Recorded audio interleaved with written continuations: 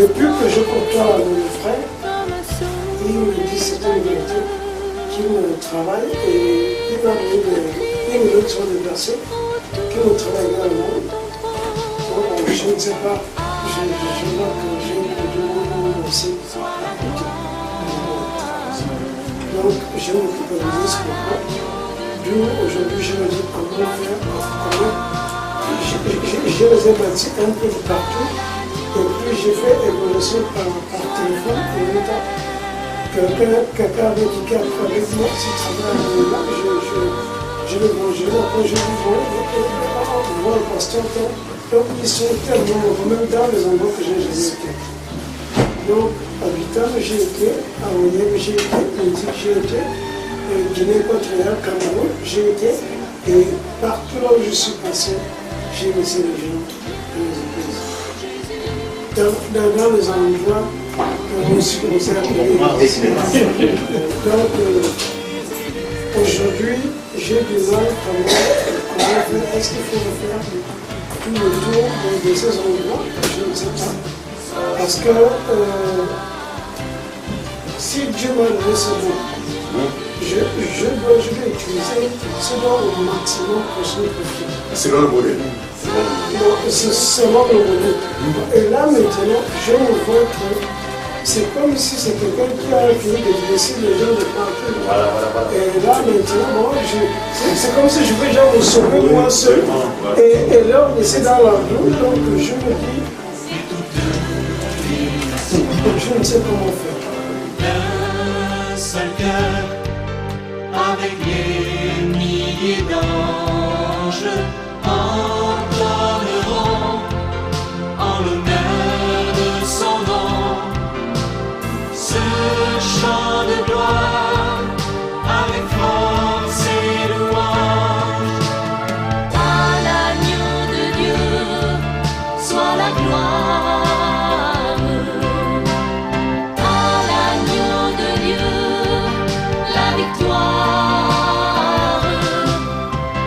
À l'agneau de Dieu soit le règne. Ça va passer. Mais tu n'as pas hâte de stabiliser. Le principal, c'est ce que vous venez de faire là pour moi. C'est pas donner à n'importe qui. Ça, ce que vous avez fait là. Missionnaire. C'est pas donner à n'importe qui. Beaucoup, vraiment, ça nous assure. Et enfin, qui fait de Dieu pour arriver à ce niveau. Et grâce à. Les souffrances de Christ et leurs bienfaits. Voilà. Les souffrances de Christ et leurs bienfaits. Parce que pour nous, Jésus n'a pas souffert en vain. Il a souffert en vain. Il a dit qu'il a souffert afin que nous soyons heureux. Ce n'est qu'en Christ on est heureux. Alors, on reprend le thème, c'était quoi? On a dit? Voilà. Les souffrances.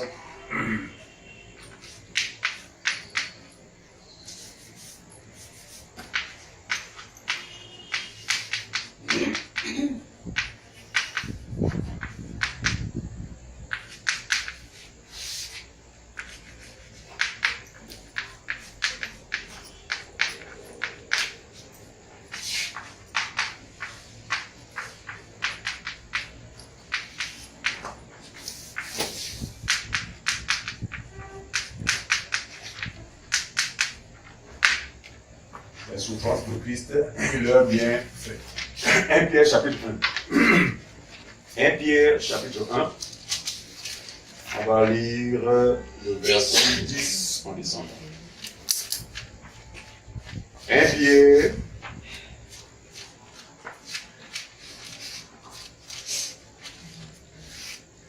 Pierre chapitre 1.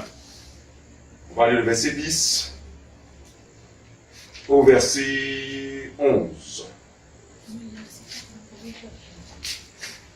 Celui qui a la page peut lire. 1 Pierre, donc pour ceux qui ont le second, c'est à la page 1235. Ne vous en faites pas. Avec le temps, vous allez maîtriser la disposition des livres. En général, les débuts, c'est toujours comme ça, on tâtonne un peu, mais avec le temps. Vous allez vous habituer à la Bible et à la disposition de ces livres. Voilà. Donc, 1 Pierre, chapitre 1, le verset 10 au verset 11. Il est écrit. Ceux qui n'ont pas, est-ce qu'il y en a qui ont la Bible là, s'il vous plaît? Tout le monde a la Bible? C'est bon? Ok. Je t'en donne. Ok. Alors, il est écrit. Les prophètes qui ont prophétisé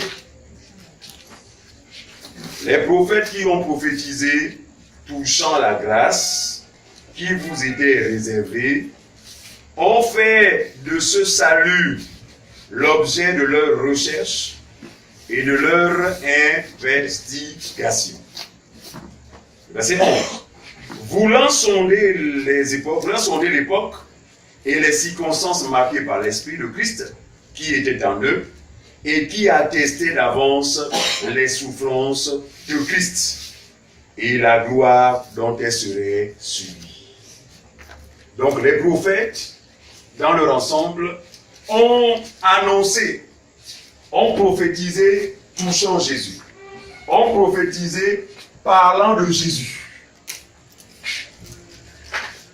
voulant sonder les époques, cherchant à connaître à quel moment Jésus allait venir. Mais quand vous lisez plus bas, la Bible dit que il leur fut révélé, verset 12, il leur fut révélé que cela n'était pas pour eux-mêmes, mais pour vous, qu'ils étaient des dispensateurs de ces choses.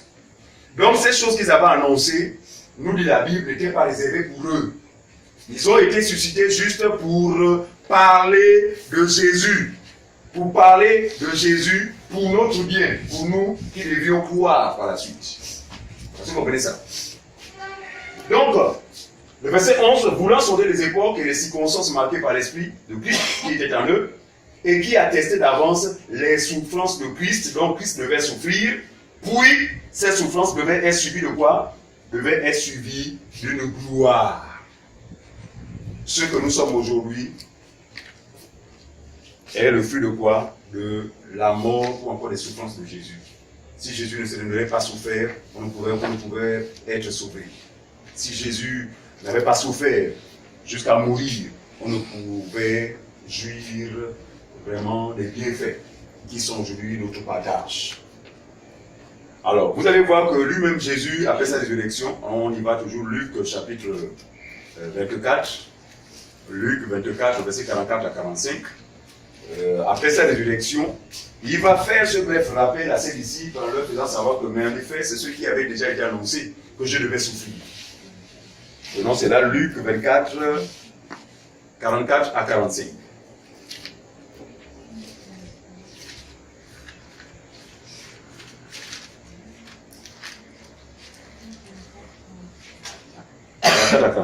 On y va. Luc 24, 44 à 45. Il leur dit, puis il leur dit. Puis Jésus leur dit. C'est là ce que je vous disais. Lorsque j'étais encore avec vous. Lorsque j'étais encore avec vous. Il fallait que s'accomplisse tout ce qui était écrit de moi. De moi. Là, Jésus parle à qui? Il parle à ses disciples. Hein? Il dit, c'est là ce que je vous disais lorsque j'étais encore avec vous. Donc avant ma mort, je parlais de ça. Je vous disais chaque fois que il fallait que je dois mourir en fait. Il dit, c'est là ce que je vous disais, afin que s'accomplit quoi? Ce qui avait été écrit de moi, on y va. Dans la loi de Moïse, dans les prophètes et dans les psaumes. Continue, 45. Alors il leur ouvrit l'esprit. Suivez, alors il leur ouvrit l'esprit. Afin qu'ils comprissent les Écritures. Afin qu'ils comprissent les Écritures. Donc Jésus leur ouvrit l'esprit afin qu'ils réalisent les choses qu'il leur disait avant sa mort.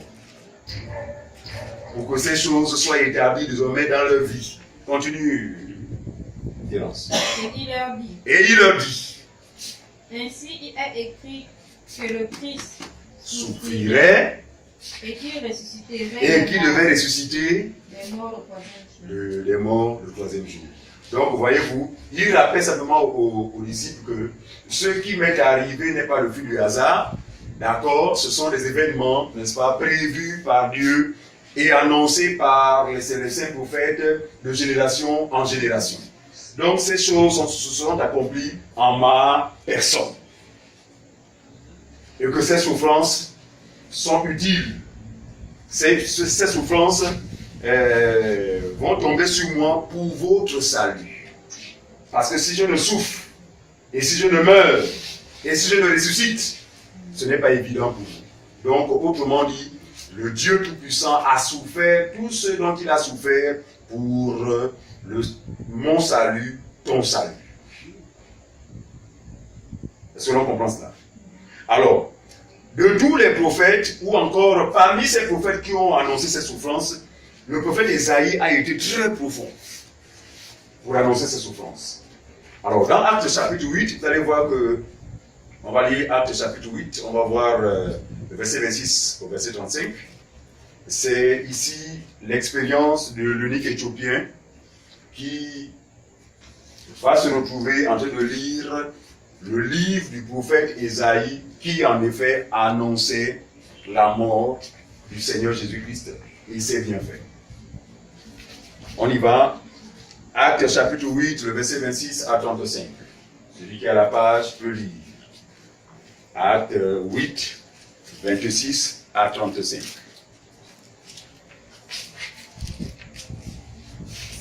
Acte,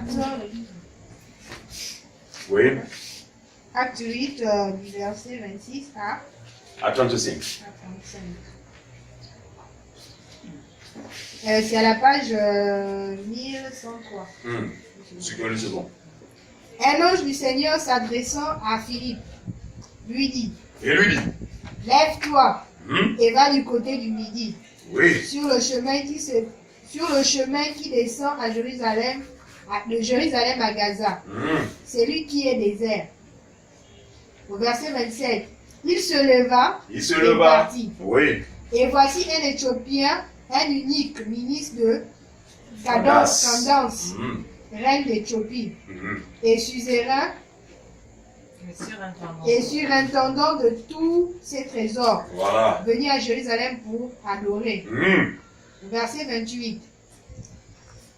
S'en retournait assis sur son char Donc, à son retour, assis sur son char, l'unique éthiopien, et lisait le prophète Ésaïe. suivez. C'est justement le texte du prophète Ésaïe que nous allons encore relire ensemble. Suivez-moi bien, mais cette fois, en joignant à cette lecture la compréhension.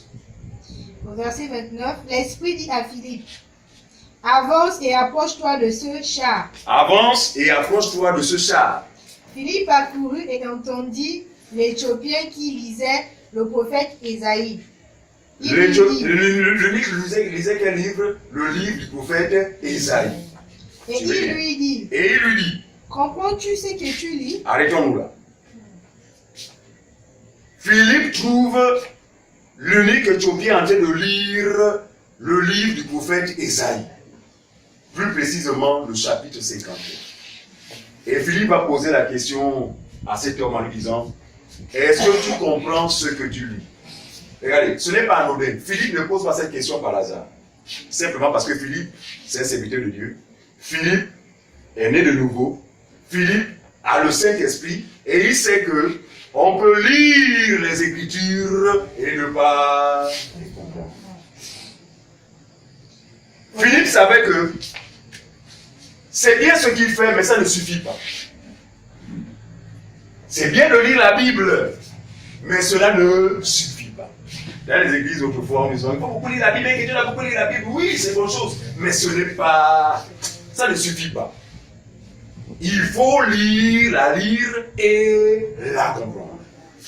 Parce que la vie vient de quoi? De la compréhension des Écritures. L'unique Éthiopien était dans de bonnes dispositions. Il croyait au Dieu des Juifs. Et d'ailleurs, c'est ce qui faisait en sorte qu'il quitte de son pays, quittait l'Afrique pour aller à Jérusalem pour aller à la gloire. Imaginez la licence. Il croyait au Dieu des Juifs. Il le cherchait. Il aimait ce Dieu-là, mais il ne le connaissait pas. Pour preuve, lorsqu'il lit la parole de Dieu, parce que celui qui connaît Dieu, en la lisant, il y a une compréhension des Écritures. mais il va se contenter de la lire comme une simple formalité, parce que par le passé c'était ça. Comme on nous avait dit que ce n'est pas normal qu'un chrétien ne lise pas la Bible, alors on faisait un effort de s'acquitter de cette formalité. C'est-à-dire que, non, après il faut que je lise. Là, il faut quand même, je suis un chrétien, je ne peux pas dormir sans lire la Bible. Mais nous ne savions pas que le tout n'est pas de lire, mais le tout c'est de quoi? C'est de voir le Fils derrière les Écritures. Donc, il faut comprendre les Écritures. On y va. Il lui dit, comprends-tu ce que tu lis? Est-ce que tu comprends ce que tu lis? Au verset 31, il répondit, comment le pourrais-je si quelqu'un ne me guide? Vous écoutez la réponse de l'évêque éthiopien. Il dit, comment pourrais-je comprendre les Écritures si quelqu'un ne me les explique? Et il invita Philippe à monter et à s'asseoir avec lui. Viens t'asseoir avec moi et explique-moi ce que j'ai en train de lire et que je ne comprends pas. Allons là. Nous voulons dire quoi? Le Seigneur n'a pas établi des ministres par hasard. Le Seigneur a suscité les ministres de la parole justement pour aider les gens dans la compréhension des Écritures. Bien que celle-ci se fera, plus vous allez grandir dans le Seigneur, vous aurez de moins en moins besoin d'être toujours derrière les conducteurs. Parce que plus vous grandirez, vous aurez une compréhension vraiment des choses de Dieu. Ça va être rare que vous veniez vers les anciens. Ah, moi je ne comprends pas ça, ça va être rare. Cela est proportionnel à quoi? À la votre croissance. C'est pourquoi il faut beaucoup manger pour être capable plus tard à découvrir ces choses-là que Dieu a cachées. Parce que Dieu a fait sciemment de les cacher aux sages de ce monde. Le sage de ce monde peut être en possession de ce livre, mais ne peut pas accéder à ce qui est caché là-dedans. Parce que ce qui est caché là-dedans est réservé uniquement aux gens qui sont dans la maison. Ce qui est là est une parabole. Gardez le beurre, nous sommes. Allons-y rapidement. Matthieu chapitre 13. On va lire rapidement, justement, c'est pour nous aider à comprendre ce que je viens de lire. Matthieu chapitre 13. On va lire le verset 9 au verset 11. Matthieu 13, le verset 9 au verset 11. Suivez. Matthieu 13, à partir du verset 9 voilà. Donc après que le Seigneur ait parlé en parabole, donc parlant de la parabole du sémeur, d'accord? On va lire verset 9. Qu'est-ce qu'il dit? De celui qui a des oreilles. Regardez. Et Jésus avait cette habitude. Quand il parle en parabole, il parle devant une multitude de personnes. Et il terminait souvent en disant quoi? Il terminait souvent par dire. Celui qui a des oreilles voilà. Pour entendre. Que celui qui a des oreilles pour entendre, entende. Vous comprenez ça? Vous comprenez ça? Vous savez pourquoi il le disait? Parce que, en effet, physiquement, tout le monde avait des oreilles. Comprenez bien, hein? Tout le monde avait des oreilles physiques. Mais il ne parlait pas des oreilles physiques. Il parlait de quoi? De la compréhension des choses selon l'esprit. Autrement dit, il disait que celui qui a la capacité de comprendre mon langage. Parce que je m'exprime en quoi? En parabole. Pourquoi? Parce que je ne veux pas que tout le monde comprenne ce que je suis en train de dire. Parce que ce que je suis en train de dire n'est pas destiné à tout le monde. Maintenant, de ce que vous avez entendu, que celui qui a des oreilles pour entendre, entende. Mais qui a des oreilles? Pas tout le monde. C'est ceux à qui il donne les oreilles. Pas les oreilles physiques. Il parle de la compréhension des Écritures. Qui nécessite une ouverture d'esprit. C'est pourquoi il a fait à ses disciples. Il leur ouvrit l'esprit afin qu'ils comprissent les Écritures. Continue. Verset 10. Les disciples s'approchèrent et lui dirent. Il s'approchait de Jésus et lui dit. Pourquoi parles-tu en parabole? Pourquoi tu aimes parler en parabole? Jésus leur répondit. Parce qu'il vous a été donné de connaître les mystères du royaume des cieux et que cela ne leur a pas été donné. Luc dirait ça autrement. Luc dira ceci. C'est à vous qu'a été donné de comprendre les choses du royaume. Mais à ceux du dehors, cela ne leur a pas été donné. Il faut bien comprendre. Donc l'unique Éthiopien était encore un homme du dehors, lisant les Écritures, mais ne pouvait les comprendre. Et il a fallu que Dieu, parce que Dieu avait envie de sauver l'unique Éthiopien. C'est pourquoi il a suscité Philippe, pour que Philippe aille vers cet homme-là, pour lui expliquer, parce que le salut passe par quoi? Par la compréhension des Écritures. Revenons là où nous étions. Actes chapitre 8. On était au verset 32. Oui. Le passage de l'écriture qu'il lisait était celui-ci. Celui-ci. Il a été mené comme une brebis à la boucherie. Oui. Et comme un agneau muet devant celui qui le tend, il n'a point ouvert la bouche. Dans son humiliation, son jugement a été levé. Et sa postérité, qui la dépeindra, car sa vie a été retranchée de la terre. Très bien. L'unique dit à Philippe, je te prie, de qui le prophète parle-t-il ainsi? Est-ce que vous remarquez l'humilité de l'unique Éthiopien? Il dit à Philippe, je te prie Philippe, de qui le prophète Isaïe parle ici? Nous avons la réponse, on a vu que tous les prophètes ont parlé de Jésus. Donc certainement que Philippe va se mettre à lui expliquer les Écritures et même à lui révéler qu'il s'agit de Jésus, n'est-ce pas, qui est mort, qui est ressuscité et qui aujourd'hui par son évangile, les hommes peuvent recevoir le pardon de leurs péchés. Alors, ce que nous voulons retenir ici, c'est que sans la compréhension des Écritures, le salut n'est pas possible. Parce qu'on va voir que plus tard, après avoir compris, dès que la compréhension lui a été accordée, ce dernier n'a pas hésité de demander à Philippe l'attitude à la conduite à tenir. Et il s'est fait baptiser le même jour, je vous assure. Et cela, quoi? Grâce à la compréhension des Écritures. Parce que quand il lisait, il n'avait même pas une seule pensée qui t'avait son esprit, oh, il faut que je me fasse baptiser. D'accord? Mais c'est après la compréhension des Écritures, après avoir reçu cette compréhension, après avoir eu cette compréhension, et que c'est là où cette décision, justement, a été suscitée dans son cœur pour se faire baptiser, pour confirmer, justement, que le salut était rentré dans sa vie. Alors, donc c'est le texte du prophète Isaïe, justement, que nous allons ensemble comprendre par la grâce de Dieu, n'est-ce pas? Et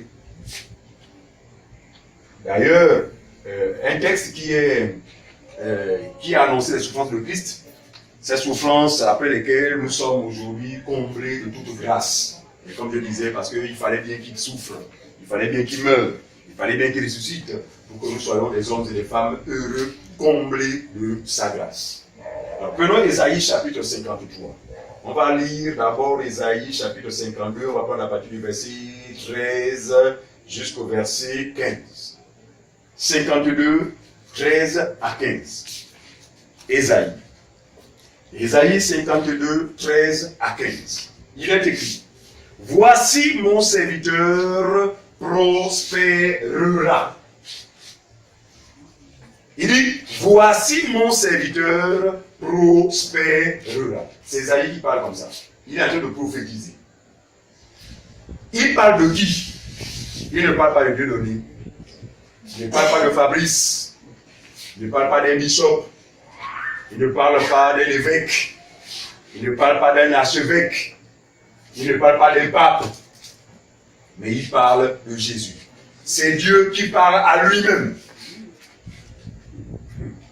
Dieu parle à lui-même. Il dit, voici mon serviteur prospérera. Il parle de Jésus. Il montera, tu sais, il s'élèvera et il s'élèvera bien haut. Paul le dira autrement, c'est pourquoi il a reçu le nom qui est au-dessus de tous les noms, devant lequel tout genou fléchit et toute langue. Voyez bien que ce que Jésus est devenu par la suite n'a pas été du flux de hasard, parce que les prophètes avaient déjà annoncé cela. Donc ici, il ne parle pas d'un homme, il parle de la personne de Jésus. Alors, On continue. De même qu'il a été pour plusieurs, suivez-moi bien, un sujet de foi, Jésus a été pour plusieurs un sujet de foi. À quel moment? Pendant ses souffrances. Regardez, souvent quand on regarde les films, je vous assure, c'est vrai que certains films de Jésus, tournés par certains acteurs, nous ont fait pleurer alors que nous étions jeunes. Mais laissez-moi vous dire que ces souffrances-là qui nous ont fait pleurer ne sont pas comparables à la réalité qu'il a vécue. Parce que quand le prophète parle ici, il parle de quoi? Il parle justement de ce qui était devenu son visage. Quand un visage commence à faire peur aux gens, comprenez? Parce qu'il y a une souffrance, lorsque quelqu'un l'a subi, en fait c'est la compassion que vous avez dans votre cœur. Oh vraiment mon Dieu le pauvre. Mais là carrément, son visage a effrayé la multitude.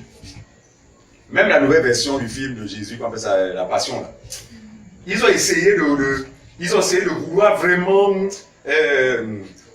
ressentir la véritable souffrance. Ce n'est pas ce niveau-là, c'est plus que ça. Mais déjà, la passion de Christ là, beaucoup pleurent, même les adultes. Même les adultes, quand ils regardent ce film-là, les gens pleurent. Mais quand on regarde les Écritures, c'est vrai qu'il dit souvent que, attention, quand on regarde les films, attention, les films ne sont pas toujours la réalité. C'est-à-dire qu'il est mieux de s'imprégner de ce qu'enseigne l'Esprit. De telle sorte que, bien que n'étant pas présent physiquement quand Jésus a enduré ces choses-là, mais par l'Esprit, nous pouvons ressentir sa souffrance. C'est fort. Suivez bien. Il dit, dans son visage était, voilà, on dit, de même qu'il a été pour plusieurs un sujet de foi, donc il fait peur, dans son visage était défiguré. Suivez-moi bien, défiguré. C'est-à-dire qu'on ne le reconnaît plus. J'ai l'habitude de voir grâce, j'ai une idée de grâce, mais dans cette souffrance de Christ-là, grâce est méconnaissable. Au point où je suis capable de donner même une autre identité. Non, ce n'est pas grâce. C'est ce qu'a subi notre Seigneur. Comprenez bien. Et toutes ces souffrances-là, bien aimés, c'est pour nous les pauvres pécheurs que nous sommes. C'est pour nous amener en fait à réaliser l'amour infiniment grand manifesté par ce Dieu à l'endroit des pauvres types comme nous, à l'endroit des misérables comme nous, à l'endroit des pécheurs comme nous. Oh, quel amour! Ça dépasse. Quand on médite sur ces choses, en fait, on dit, oh Seigneur, vraiment. Et puis, regardez, quand on a réalisé ça, rien ne peut plus vous arrêter quant à l'amour que vous allez manifester vis-à-vis de lui.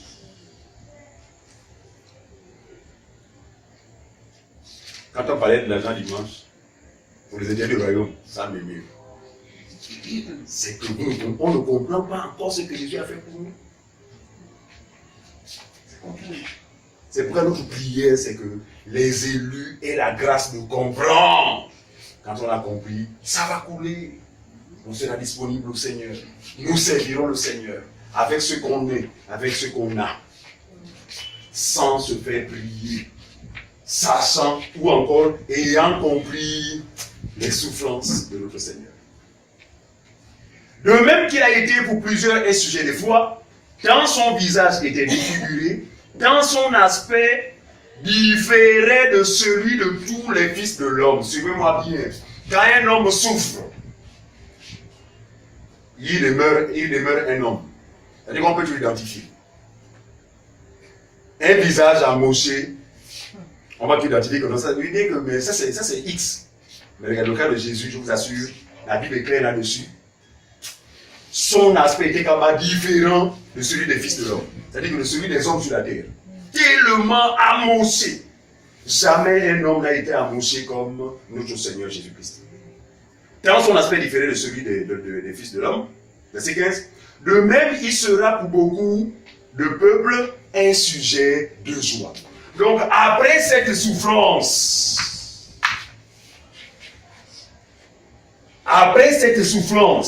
autrement dit, après sa résurrection, ce Jésus que les gens ont rejeté, que les gens ont méprisé, sera pour plusieurs peuples un sujet de joie. C'est notre cas aujourd'hui, n'est-ce pas? Il est pour nous aujourd'hui un sujet de joie.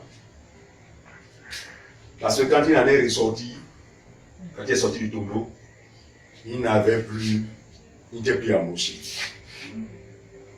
Il n'avait plus une seule trace de ses souffrances. Sauf le trou. Je pense que Dieu a bien voulu que ce trou-là reste pour aider notre ami, notre cher frère Thomas, qui jusque-là en fait doutait. C'était pour l'aider. Mais si Thomas avait le Saint-Esprit en lui, il n'aurait pas douté parce que le Saint-Esprit allait témoigner. Il n'a pas besoin de voir d'avoir des preuves. C'est comme nous aujourd'hui. Parce qu'à cette époque-là, le Saint-Esprit n'avait pas encore été admis, n'avait pas encore été donné. Donc c'était tout à fait normal que ses disciples soient dans le doute. Heureux celui qui aura cru sans avoir vu. Donc nous, on n'a pas besoin, montre un peu les traces. On n'a pas besoin de ça. Mais nous croyons à ce que révèlent les saintes écritures, inspirées de Dieu. Donc un sujet de joie, donc le même il sera pour beaucoup un sujet de joie. Devant lui, les rois fermeront la bouche. De ce qui reviendra, ça va être terrible. Les rois de la terre qui font le gado vont fermer leur bouche, vont se mettre à genoux pour reconnaître la seigneurie de celui qu'ils ont rejeté. Combien de rois sont insensibles à la parole de Dieu? Combien de rois rejettent la parole de Dieu? Pour eux, comme ils sont rois, c'est la fin du monde. Mais ils ne savent pas que, à la fin de toutes choses, ils seront confondus. Parce qu'ils auront devant eux le roi des rois. Ils fermeront la bouche. Car ils verront, il dit quoi, voilà, les rois, voilà, fermeront la bouche. Car ils verront ce qui ne leur avait point été raconté. Et ils apprendront ce qu'ils n'avaient point entendu. Autrement dit, ils auront face à eux la réalité des choses qu'ils avaient toujours rejetées. Parce que plusieurs rois à travers le monde entier ont la grâce d'écouter l'évangile. Mais tellement aveuglés par le pouvoir, tellement aveuglés par la puissance financière, tellement aveuglés, ils ne considèrent pas, ils ne prennent pas au sérieux Dieu. Mais ils vont les rattraper. Alors, Ésaïe 53 maintenant, c'est ce texte-là que nous voulons, par la grâce de Dieu, comprendre. Qui a cru à ce qui nous avait été annoncé? C'est Ésaïe qui parle comme ça. Ésaïe était un prophète, il savait que celui qu'ils ont annoncé dans leur ensemble, celui dont les prophètes dans leur ensemble ont annoncé, il s'agit de Jésus, peu sur la terre, bien-aimé, allez croire en lui. Et c'est le constat qu'on peut faire aujourd'hui, je vous assure. Selon la compréhension des Écritures que nous avons aujourd'hui, nous sommes convaincus qu'ils sont peu qui croient. Il y en a, d'ailleurs la majorité parmi ceux qui vont à l'église. Curieusement, ils ne croient pas. Quand le prophète s'écrit comme ça, c'est que l'Esprit a attesté que, en effet, ce Jésus-là peut aller croire en lui. C'est pourquoi il dit, qui a cru à ce qui nous a été annoncé? Qui a reconnu le bras de l'Éternel? Le bras de l'Éternel, c'est Jésus. Autrement dit, c'est Jésus qui est venu au secours. Pendant qu'on se noyait, le bras qui nous a retiré de l'eau, c'est Jésus. C'est une image. Qui a reconnu le bras, l'intervention de Dieu par la personne du Seigneur Jésus-Christ? Peu. Peu, je dis peu, le reconnu. Parce que pour le reconnaître, c'est encore une grâce. Ce n'est pas donné à tous de croire en Jésus. Parce qu'il y a croire et croire. On a dit c'est sinon. Croire, comme Dieu nous a fait la grâce de croire là, c'est pas dans tout le monde. C'est pourquoi on est incompris. Même par ceux qui se réclament être chrétiens. Ils disent qu'ils sont chrétiens, mais quand on parle de la vraie foi, ils ne se reconnaissent pas. En effet, qui a cru? On continue. Suivez. Il dit, Jésus s'est élevé devant lui comme une faible plante. Jésus s'est élevé devant lui. Devant lui qui? Hein? Dis maman. Jésus s'est élevé devant lui comme une faible plante. Devant Dieu. Regardez au départ, hein. Au départ, Jésus, c'est Dieu. Mais pour les souffrances qui nous sont bénéfiques aujourd'hui, il a renoncé au statut de Dieu. Donc il s'est fait petit. Bien que Dieu, il s'est fait petit d. Pour s'élever devant lui, devant lui-même, devant ce qu'il est. C'est-à-dire que par rapport à son statut de Dieu, il s'est fait tout petit. C'est simplement ça. Par rapport à son statut de Dieu, il s'est fait tout petit. Donc il s'est élevé devant lui comme quoi? Une faible plante. Et Paul le dira autrement dans Philippiens chapitre 2, il va dire que existant en forme de Dieu, il n'a pas cherché à se faire égal à Dieu. Pourtant Dieu, prenez la référence, c'est Philippiens 2. Philippiens 2, vous regardez le doigt là où nous sommes. Il n'a pas cherché à être égal à Dieu, parce qu'il fallait qu'il s'élève comme une faible plante, une plante négligeable, quelque chose de négligeable. Philippiens 2, voilà, on va lire le verset 6. Philippiens 2, le verset 6. Il est écrit, lequel existant, donc vous commencez par le verset 5, et en vous les sentiments qui étaient en Jésus-Christ. Verset 6. Jésus-Christ existant en forme de Dieu, grandé, n'a point regardé comme une proie arrachée d'être égal à Dieu, grandé encore. Regardez, c'est un mystère. Dieu parle à lui-même, parce qu'il n'a pas besoin d'un homme, il n'a besoin de personne, il est autonome. Vous comprenez ça? Donc il s'est élevé devant lui comme une faible plante. On revient au verset 53. Verset 2. Comme une faible Plante. comme un rejeton Comme un rejeton. qui sort d'une terre desséchée. Regardez, on dit bien rejeton. Regardez, dans les femmes, vous connaissez, le bananier, il y a ce qu'on appelle les rejets. Il y a lui-même le bananier, mais à côté de lui, il y a les rejets. Pourtant, il est lui-même le bananier, mais il s'est fait passer pour un rejet. C'est ça, non? Les rejets de banane, de bananier. Voilà. Il est pourtant lui-même un bananier, mais il est descendu. Regardez, suivez ma pierre. Son attitude là, c'est quoi? Tout ça là, à cause de toi et moi. J'espère, je veux vraiment que cela nous donne de réaliser et que notre amour soit grandissant pour lui. Des gens comme nous, tout ça là, à cause de moi. Mais qui suis-je? Posez-vous cette question-là, qui suis-je? Mais c'est l'amour. Il dit que je vous aime tellement. Mon Dieu! Jusqu'à renoncer à ce qu'il est. Il est Dieu, mais il s'est fait passer sur la terre comme un simple homme. On y va. Comme un rejeton qui sort d'une terre desséchée. Regardez, il y a différence entre un rejeton qui sort d'une terre fertile et une terre desséchée. Celui qui sort d'une terre desséchée, quel est son aspect?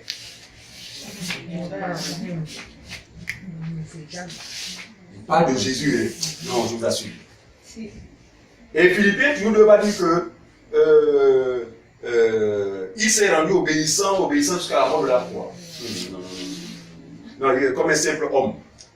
Mettez encore le doigt, mettez le doigt là où nous sommes. Revenons à Philippiens, là où nous étions. Philippiens chapitre 2. Philippiens chapitre 2, là où nous étions. Verset 7, il s'est dépouillé lui-même. Voilà. Mais il s'est dépouillé lui-même, c'est le verset 7. En prenant la forme de serviteur. Comprenez ça? En devenant semblable aux hommes. Oh.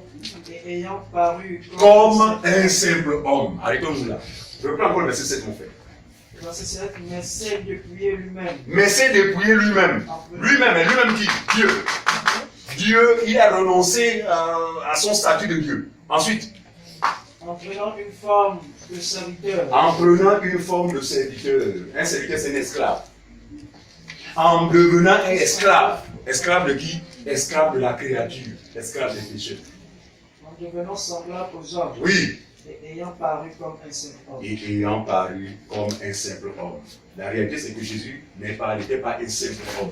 Vous comprenez ça? Le Père Caleb disait que, alors que Marie pouvait à un moment se glorifier de ce qu'il a mis cet enfant dans le monde, parce que de plus en plus, il réalisait que l'enfant là, c'est un enfant extraordinaire. Elle pouvait lever les épaules à un moment de sa vie. Mais quand elle a reçu le Saint-Esprit, elle a dû se repentir. Parce qu'elle croyait avoir mis au monde cet enfant. Parce que selon la révélation, elle va se rendre compte que cet enfant-là, c'est Dieu. Et je ne peux le mettre au monde. C'est à cause de lui qui m'a créé. Il y a la pensée humaine et la pensée de Dieu. Non, c'est deux pensées opposées. Donc, selon les hommes, c'est Marie qui a mis cet enfant au monde. Mais après la confession de Marie, quand elle a ouvert les yeux, ça dit compte que ça c'est mon Seigneur. Ah, c'est lui qui m'a créé. Et je ne peux le mettre au monde. C'est pourquoi nous pleurons quand nous écoutons les catholiques, nos chers amis catholiques, que nous aimons bien dire que Sainte Marie, Mère de Dieu. Pourtant, Dieu, ce que nous savons de Dieu, c'est que Dieu n'a ni père ni mère. Mais vous avez l'audace de dire que Mère de Dieu. Oh! Ni père, ni mère. Ni généalogie,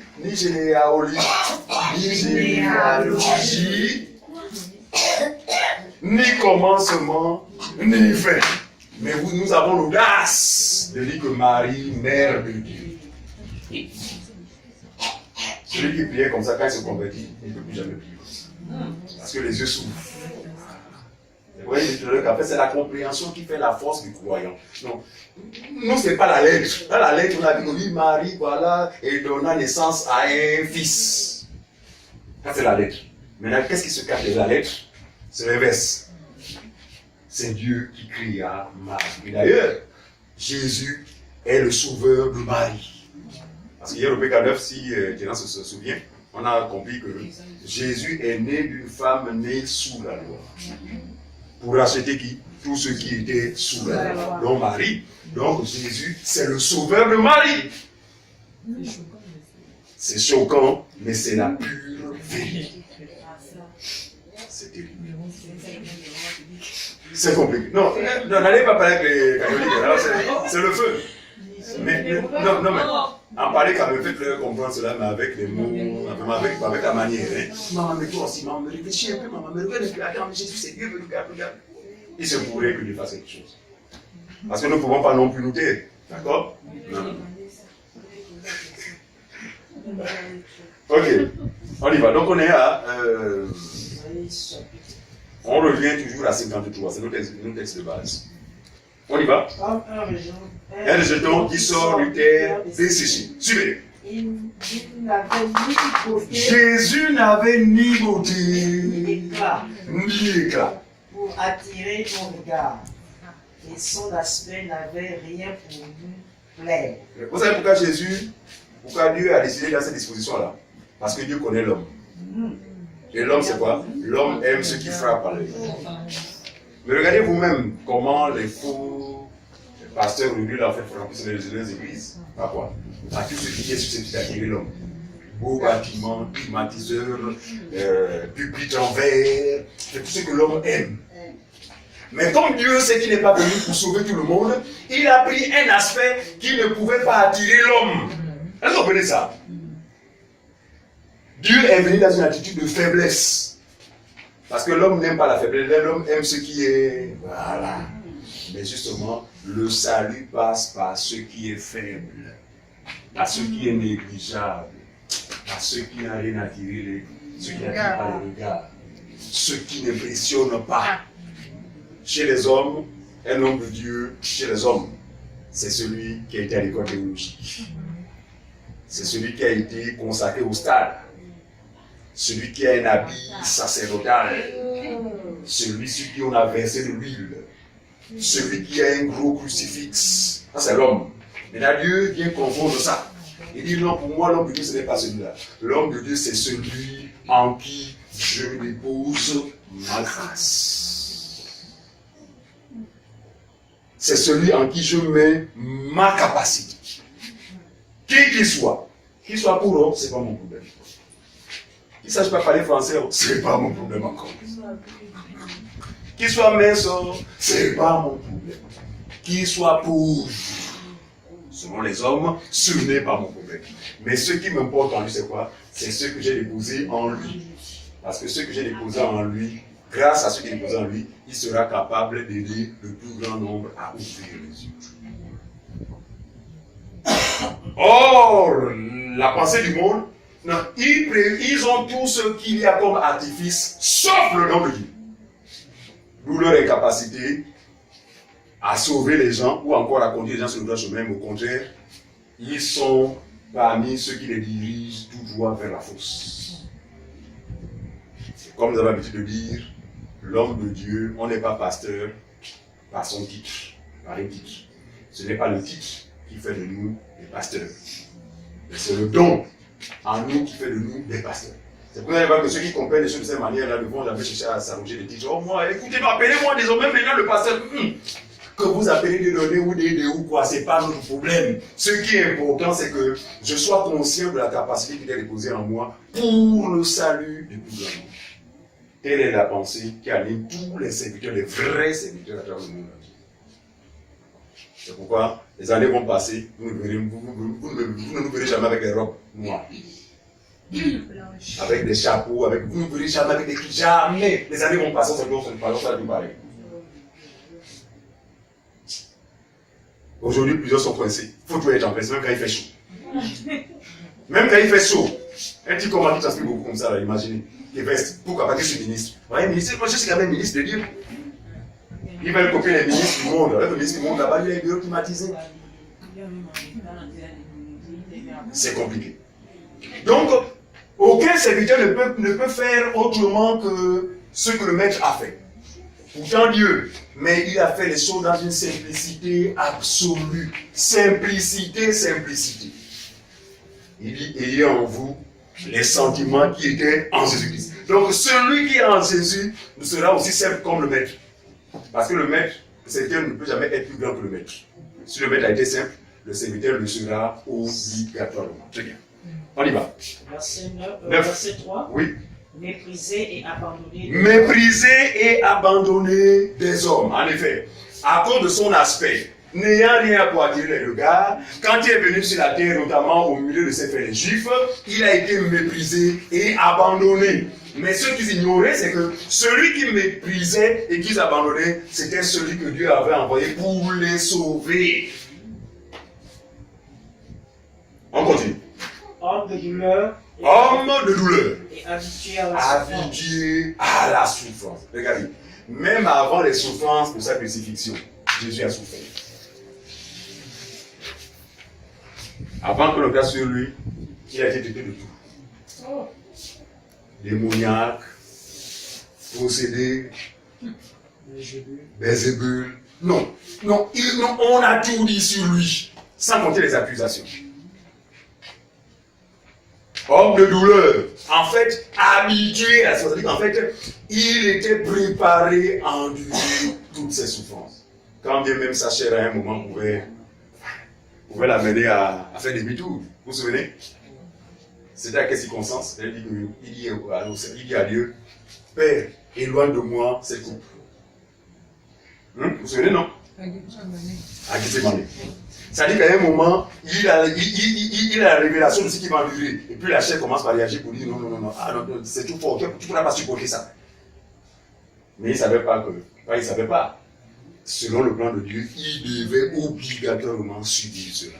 Sinon, on ne saurait comment être sauvé. Continue, frère. Habitué à la souffrance. Oui. Semblable à celui dont on détourne le visage. Semblable à celui dont on détourne le visage. Je disais tout à l'heure qu'un être humain comme nous, quel que soit l'accident qu'il a subi, regardez, en général c'est la compassion. Même quand on va faire mais il y a compassion. Mais quand on a lu son cas, c'est quand on a dit qu'on ne cherche même pas à regarder. On ne cherche même pas à regarder. Parce que c'est la pire des souffrances. Et il va dire quelque part qu'il n'y a pas de plus grand amour que de donner sa vie pour ceux qu'on aime. Aucun homme ne peut le faire. Dans notre pays, je vois des gens qui veulent, notamment aux périodes de Pâques, des humains qui vont se faire crucifier, qui vont se faire flageller. C'est terrible, hein? Pour eux, c'est qu'ils disent qu'il faut participer aux souffrances de Christ. Tout le dos déchiré, aïe, aïe, sur une croix. Des bêtises. Alors qu'en aucun cas, la souffrance humaine ne peut égaler celle qui est endurée par Jésus. Non, Jésus est unique en son genre dans tous les aspects. Il ne peut être égalé.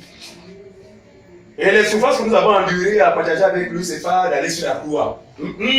C'est des souffrances suscitées par quoi? Suscitées par... Enfin, l'adversité se fera à cause de ce que nous portons désormais comme semence. Nous serons bien persécutés. Aïe! Normalement, ça fait que commencer. Ça ne fait que commencer. Mais avons de courage, sachant que après ces choses, nous triompherons toujours. C'est ce qu'il dit. Il dit, j'ai oublié ce qu'il dit dans Romains, il dit que dans toutes ces choses, merci.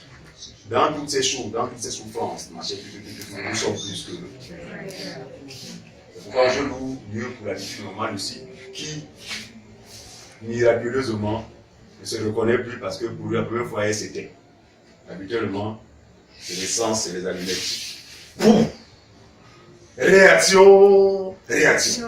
Mais là maintenant, et je pense même que ce monsieur ou cette dame, je ne sais pas trop, doit se demander quand même, cette femme-là, qu'est-ce qui se passe dans sa vie? Et il le saura avec le temps. Alors on y va. Ni beauté, ni éclat. Habitué à la souffrance, semblable à celui dont on dédaigne. On détourne le visage. Voilà. Celui semblable à qui? Celui dont on détourne le visage. Semblable à qui? À celui dont on détourne le visage. Semblable, il y a la place, il y a la place, ne vous gênez pas. Ouais. Semblable à celui dont on détourne quoi? Le visage. Il s'agit de Jésus qui était devenu semblable, c'est-à-dire qu'en fait, les hommes n'ont fait aucun cas de lui. Tellement amoché par la souffrance. Tellement amoché par la souffrance. On y va.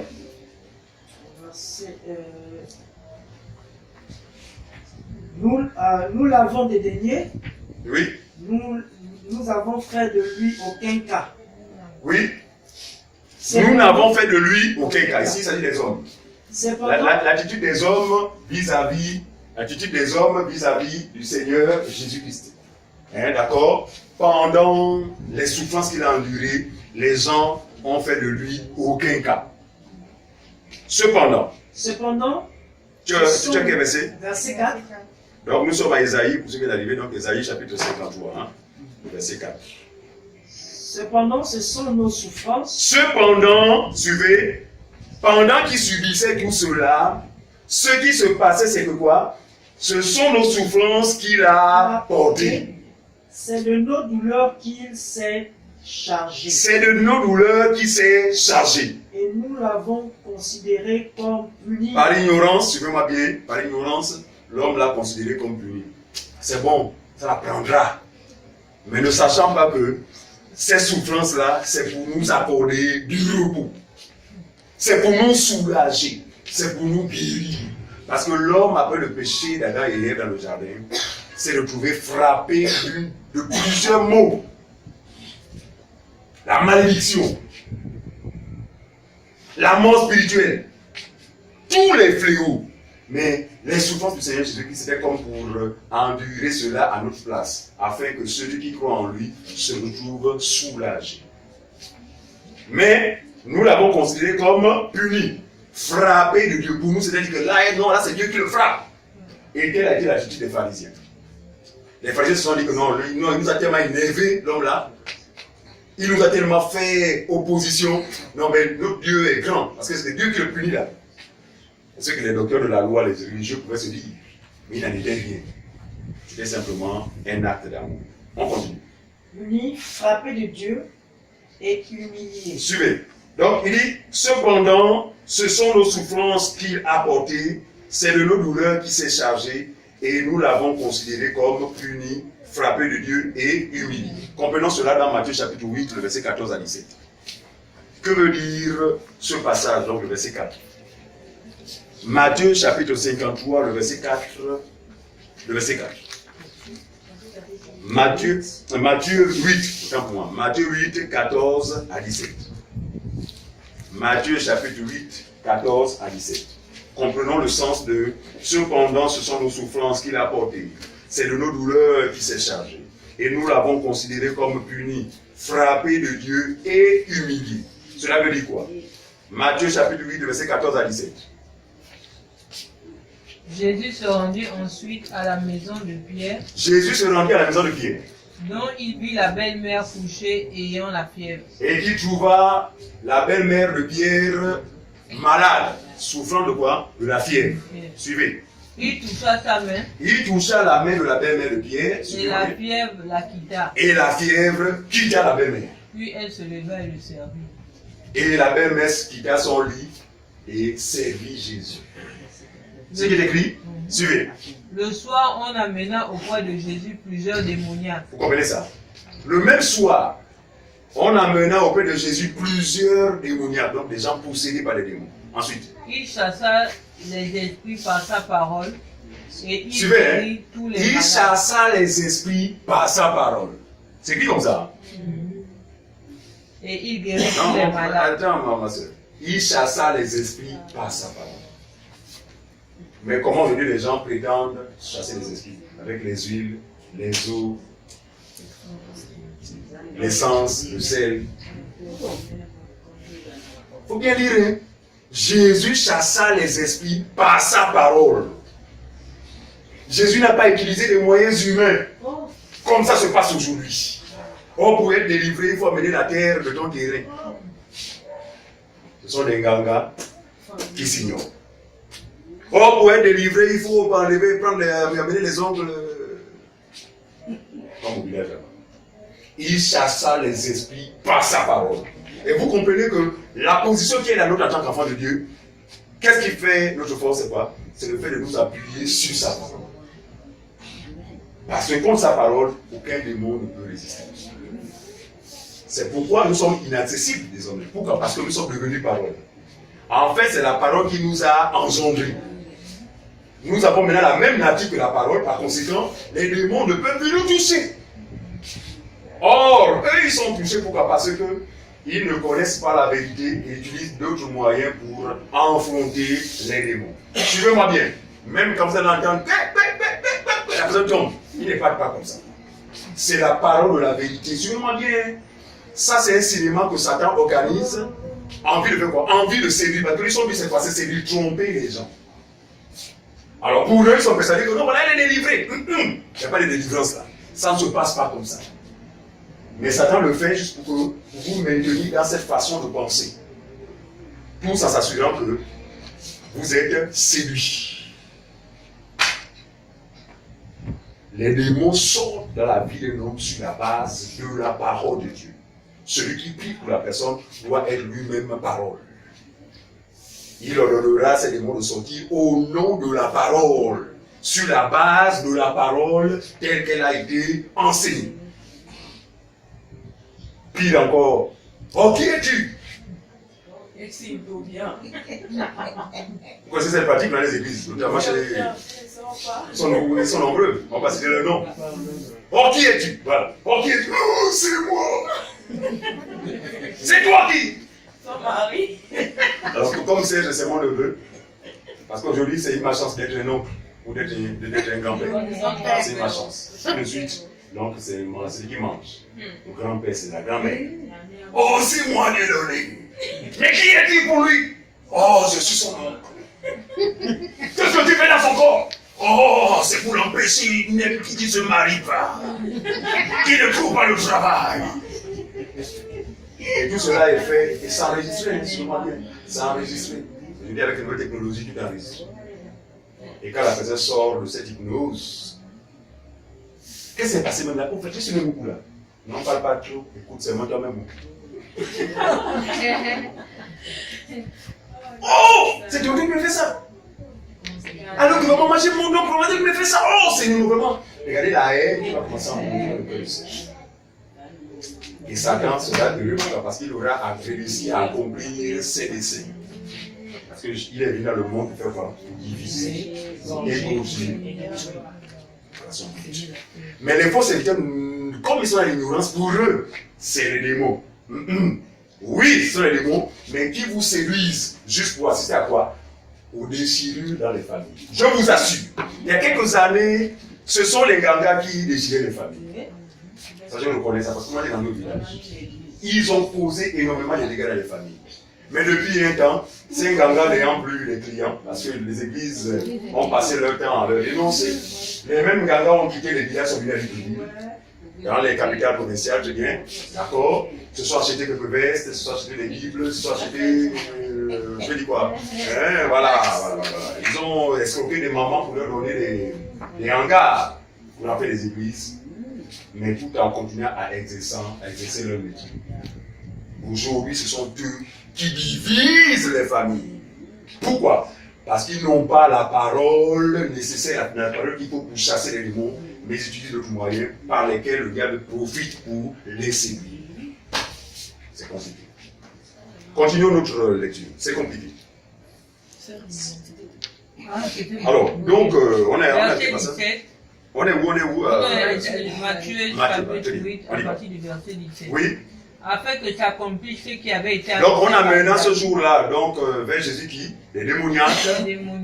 Et il chassa les esprits par sa parole. Et il chassa les esprits par sa parole. On continue. Et il guérit tous les malades. Et il guérit tous les malades. Afin que s'accomplisse ce qui avait été annoncé par Ésaïe le prophète. Afin que s'accomplisse ce qui avait été annoncé par Ésaïe le prophète. Il a pris nos infirmités. Il a pris nos infirmités. Et il s'est chargé de nos maladies. Et il s'est chargé de nos maladies. Est-ce qu'on fait ça? Même quand on est malade, le vrai croyant qui est malade doit se souvenir de ce que Jésus a fait pour nous. Non pas que forcément tu vas guérir. D'accord? Parce qu'encore la guérison, ce n'est pas... en fait, je dis quoi? Dieu est celui qui fait ces choses comme il veut. Il a le pouvoir de faire de guérir comme pas. Mais ce qui est important pour toi, c'est que, bien que je souffre dans ma chair, mais quelqu'un a pris cela à ma place. Et dans cet élan de foi, il est possible que tu éprouves un soulagement. Et qui ne te donne pas le droit de négliger l'hôpital. Beaucoup de gens sont partis sous terre parce qu'ils ont été mal encadrés. Les pasteurs qui leur ont dit que non, il ne faut plus prendre les médicaments là. Dieu est puissant, c'est que tu n'as pas la foi. Dieu est normal. Dieu est celui qui fait la part des choses. Si la société des médecins, ce n'est pas par hasard. Si la société des enseignants à l'école, ce n'est pas par hasard. Dieu a sa part de responsabilité, mais il a bien voulu donner aussi une autre part aux hommes que lui-même a établi. Et cela pour notre bien.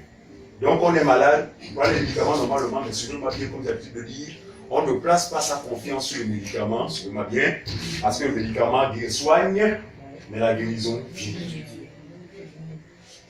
D'accord? C'est-à-dire, placer ma confiance dans le médicament, c'est être idolâtre. Et que cela peut admirer la créature. Au nom du Créateur. Mais pour moi, c'est Dieu qui a créé toutes ces choses-là. Je les prends pour guérir ma chair, mais toute ma confiance repose sur celui qui a tout pouvoir. Parce qu'il a le pouvoir même sur les médicaments. Tu peux prendre les médicaments appropriés, mais quand Dieu ne veut pas te guérir, tu ne guériras pas. C'est pas ce que je comprends. Donc, vous mieux se recommander à celui qui a le pouvoir, n'est-ce pas, de faire vivre et de faire mourir. De guérir et de permettre la maladie. On continue, on revient. Ésaïe 53, voilà. Verset 5, mais il était blessé pour nos péchés. Mais il était blessé pour nos péchés. Brisé pour nos iniquités. Vous écoutez? Jésus a été blessé pour les péchés de qui? Pour mes péchés, tes péchés. Brisé pour nos iniquités. Tout ce qu'il a subi là, c'est à cause de notre péché, bien-aimé. Comprenez cela. Tout ce qu'il a enduré, ce n'est pas à cause de lui, parce que lui, il est saint. Mais c'est à cause de toi et moi. Ensuite, le châtiment qui nous donne la paix est tombé sur lui. Arrêtons-nous là. On dit quoi? Le châtiment qui nous donne la paix est tombé sur lui. Autrement dit, lorsque nous étions les pécheurs, moins ça appelle le péché d'Adam et Ève, où les humains étaient condamnés. Ça, vous le savez. C'est-à-dire que bien qu'on pouvait vivre sur la terre, après notre mort directement dans le feu de l'enfer. Vous comprenez ça? Donc, à cause du péché, tous les humains étaient condamnés d'avance. Mais regardez ce qu'il est venu faire. Quand Jésus vient, il dit non. Je vais prendre le châtiment, je vais prendre ce châtiment-là sur moi. Donc, le châtiment, c'est quoi? C'est la mort éternelle. C'est-à-dire que c'est le péché, c'est le mal, la malédiction. Donc, tout cela, il a pris ça sur lui. Afin de quoi? De nous donner la paix avec Dieu. Parce que grâce à cette œuvre-là qui nous a libérés du péché, l'homme peut être désormais en paix avec Dieu. C'est ce qui est écrit dans Romains chapitre 5, verset 1. Il dit désormais, vous avez la paix avec Dieu. Et cette paix a valu quoi? A valu la souffrance de Jésus. Fait que Jésus prenne tout le péché de l'homme sur lui. Mourir dans cette condition de péché, d'accord? Condamner le péché lors de sa mort, pendant les 3 jours, et en sortir complètement victorieux. Donc aussi, fait qu'il est cité victorieux, quiconque croit en lui rentre dans cette victoire. C'est pourquoi aujourd'hui nous ne sommes plus condamnés. Il a dit, il n'y a plus de condamnation pour ceux qui sont en Jésus. Est-ce que l'on comprend pourquoi on n'est plus condamné? On n'est plus condamné pourquoi? Parce que Jésus a subi cette condamnation à notre place. Voilà la bonne nouvelle. On continue. Le châtiment qui nous donnait la paix est tombé sur lui. Et c'est par ses maîtrissures que nous sommes guéris. C'est écrit comme ça. Et c'est par ses maîtrises, tout ce qu'il a souffert là, que l'homme est guéri. Non seulement charnellement il serait possible, mais la guérison qui parle ici, c'est la guérison de l'esprit. Parce que la maladie dont nous souffrions, c'était le péché. Mais grâce à ce qu'il a subi, nous sommes aujourd'hui guéris. Nous sommes guéris de quoi? Du péché. Nous sommes plus des pécheurs. Cela par la foi en Jésus-Christ. Verset 6. Nous étions tous errants comme des brebis. Alors, chacun suivait sa comprenons le verset 5. Comprenons le verset 5. Alors, Romains chapitre 4, verset 22 à 24. Pour comprendre le verset 5, qui dit: mais il était blessé pour nos péchés, brisé pour nos iniquités. Le châtiment qui nous donne la paix est tombé sur lui. Et c'est par ses maîtrissures que nous sommes guéris. Romains chapitre 4, verset 22 à 24. Rapidement, quelqu'un va lire. Romains 4, 22 à 24.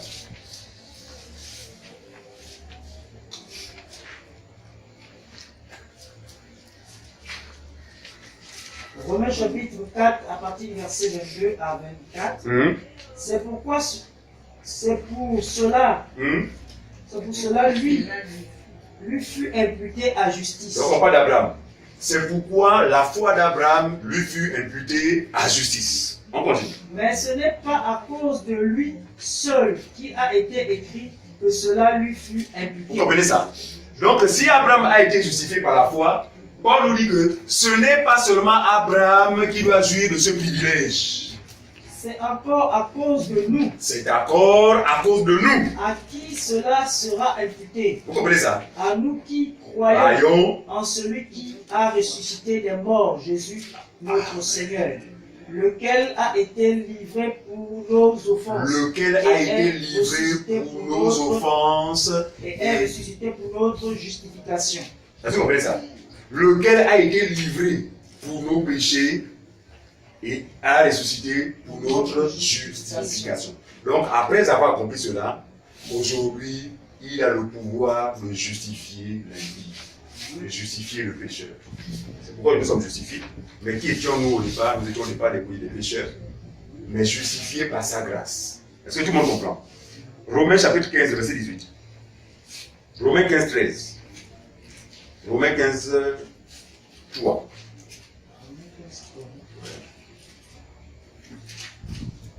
Romains 15, 3.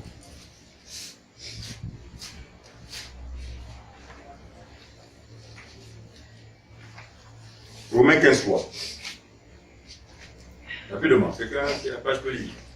Car Christ ne s'est point conclu en lui-même, mais selon qu'il est écrit, les outrages de ceux qui l'insultaient sont tombés sur moi.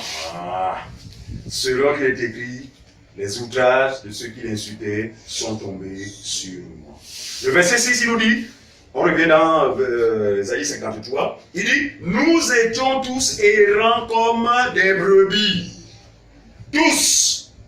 Donc avant l'arrivée de Jésus, c'est vraiment bien, tous les hommes sur la terre étaient errants comme des brebis. Et la Bible dit, chacun suivait sa propre voie. Regardez, C'est cette attitude-là qui justifie la multiplicité des croyances aujourd'hui observées à travers le monde entier. C'est-à-dire qu'avant que Jésus ne vienne, il y avait un besoin qui se manifestait à l'intérieur de chaque homme, que Jésus seul pouvait combler.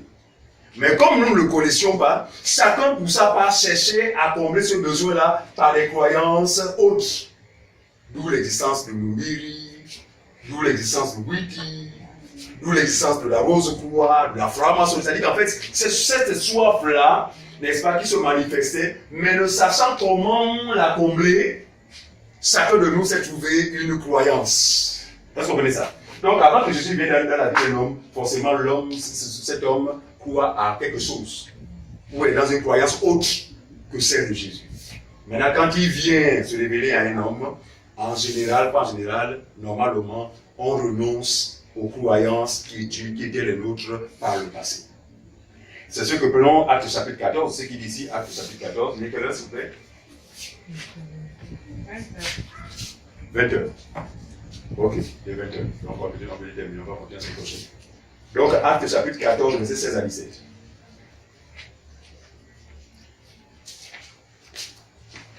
Acte 14, 16 à 17.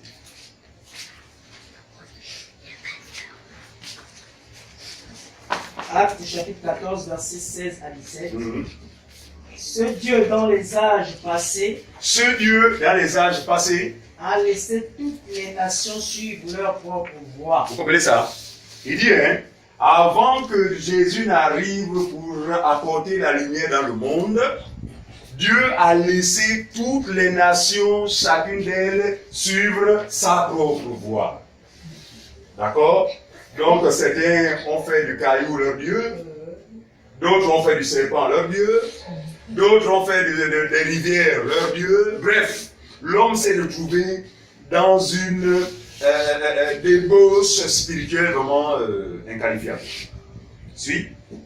Toi qui n'as cessé de rendre témoignage. Malgré leur égarement, suivez bien, malgré leur égarement, Dieu ne cessait de rendre témoignage de quoi? De ce qu'il est en faisant du bien et en vous dispensant du ciel des pluies et des saisons, en vous donnant de la nourriture avec abondance et en remplissant vos cœurs de joie.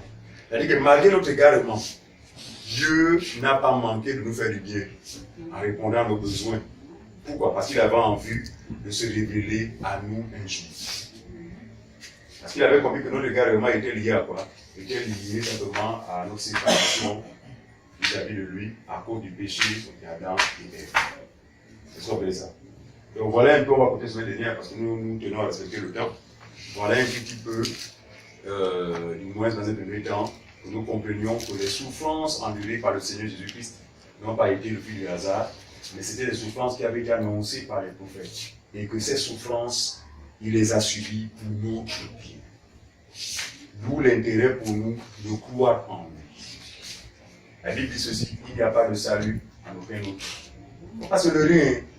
Il ne faut pas se leurrer. C'est-à-dire que beaucoup se disent, bon, de toute façon, pour moi, le plus important, c'est que je sois un homme correct.